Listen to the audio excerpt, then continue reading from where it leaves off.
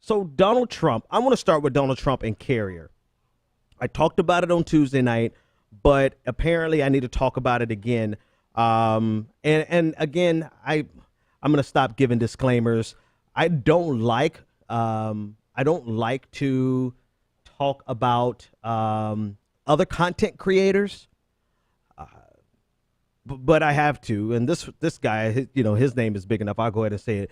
I saw a video from Cenk Uygur the other day where he was giving Donald Trump props for the Carrier deal. And I get it. You want to be able to give, when somebody does something good, yeah, hey, let's say that it was good. But in the video, Cenk underplayed or downplayed rather the give outs, the handouts, what it was actually going to cost.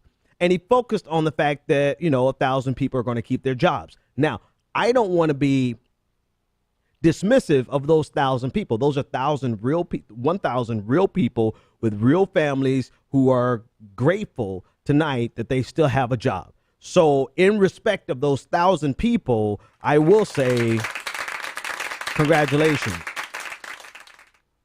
But what it cost for us to actually get that deal, that's the problem.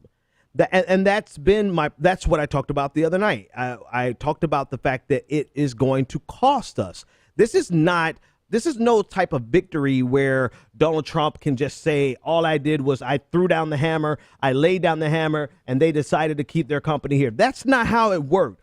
And it was funny because even at his press conference today, he tried to act like that is exactly what it was. He said, any company that takes jobs from America is going to pay. No, Trump, that's not what happened with Carrier.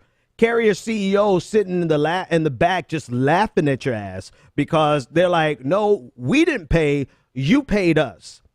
Because that's ultimately what happened. Donald Trump worked out a deal with his vice president, Mike Pence, to cut Carrier a deal worth $7 million in tax incentives to keep 1,000 jobs here in the United States while they do export the remaining jobs. Now, we talked about this the other day, but maybe it was a little too soon, right? I talked about it on Tuesday, and it hit the news today. So maybe I was just a little too ahead of the curve. But the fact of the matter is, sure, we can probably incentivize every manufacturing job that ever left that actually is still in existence to come back to America. We can incentivize that if we get rid of all regulations, all environmental regulations, if we get rid of the minimum wage, and if we lower the tax rate down to Ireland type levels. If we do that, then of course we can keep jobs here. But that means that we would have corporations who some have revenues that are higher than the GDP of small nations. And if you combine like the top 100, they have more revenues than like the GDP of large nations. That would mean we would have those types of entities leeching off of our society and giving us nothing in return. They have no buy-in to the welfare of our society.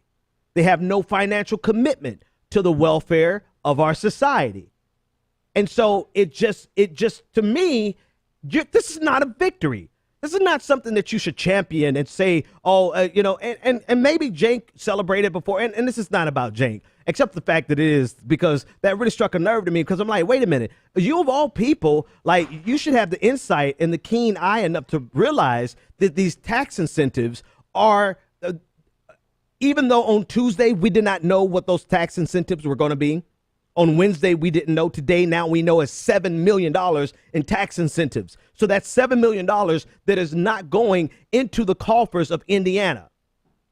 And that generally means that $7 million that's going to be pulled from everywhere, like education, infrastructure, any type of, forget social safety nets, right? So you're pulling away from critical systems in order to incentivize a corporation to stay and keep 1,000 jobs.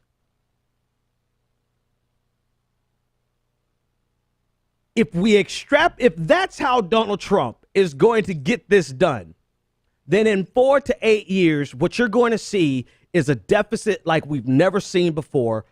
The complete evisceration of any programs that is part of discretionary spending. We're going to see the plunder of the public good. Man, that should be a title. Copyright, trademark, 2016 Benjamin Dixon Show. The plunder of the public good. That's what we're going to see. And you got Paul Ryan sitting in the winds, because this is exactly the type of, I can't cuss tonight, guys. My kids are here, but it really does warrant some profanity here. This is the type of crap. No, I don't even want to say that, because I definitely, Ben, don't repeat me. This is the type of shenanigans that Paul Ryan lives for. They have this lucid dream of a society that has no public good, and they take rugged individualism to the logical or illogical extreme, in which you don't have any subsistence, any support from a government. Every man for himself. This is what they honestly believe. Mind you, there will still be taxes. There will still be revenues coming into the government. They just don't want those revenues to go to any individuals. They want it to all go to corporations. And this is exactly what Donald Trump has done. And he's taking a victory lap, and the media is helping him with the victory lap. I mean, is anybody going to fundamentally dissect the logical problem with doing this type of deal with every corporation that we want to keep here? What do you do when Mexico says, okay, we're going to incentivize you with $14 million of local tax incentives? It's a race to the bottom. That's how Ireland has gotten stuck with some of the biggest corporations, tech industry in the world, and they get eviscerated in terms of tax revenues. 50 euros on a billion, 50 euros on a million. That's not sustainable in the long run. What it does do, it is these people are like drug addicts. They just need a quick fix to get past the next fiscal quarter, right? They need to get past their next earnings report. This is what corporations do, and this is exactly how the government is now enabling this addiction. Because as long as they can make it look like they're growing, corporations, as long as they can make it look like they're growing the economy, then we're not going to pay attention to the long-term factors.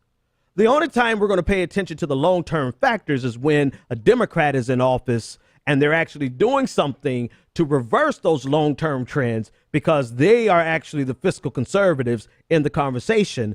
Republicans are fiscally liberal, but they're liberal in the sense of they want to give it all away to corporations. Democrats used to say, let's give it to the people. Now they're saying, no, let's be fiscally conservative. Let's make sure that we don't scare or spook the markets. We want to make sure that we tap down on inflation so that investments can have the same weight and we don't lose the value of our dollar over time because of inflation. We want to make sure that we create and foster an environment that's good for economic growth. And by economic growth, they mean growth of corporations. That's the Democrat line. Republicans, that used to be them. Republicans now are like, let's cut the taxes from 35% down to 15%. Oh, don't worry. We'll make it up. We'll make it up somehow. Don't worry about that. Don't worry about the fact that it's going to add 10 trillion to the deficit. Don't worry about that, because if you cut taxes, it's going to increase revenues. Ta-da! Anybody praising Donald Trump on this carrier deal, I don't have a word for you. Shield is not strong enough. To call you dumb would be not below me because I'm pretty much, well, you know who I am. But anyone who's praising this deal with Carrier and Trump, I'll just say you're highly misinformed or disingenuous. Or you're too busy, too quick, ready to find a way to say, oh, I have a way that I can actually say something good about Trump.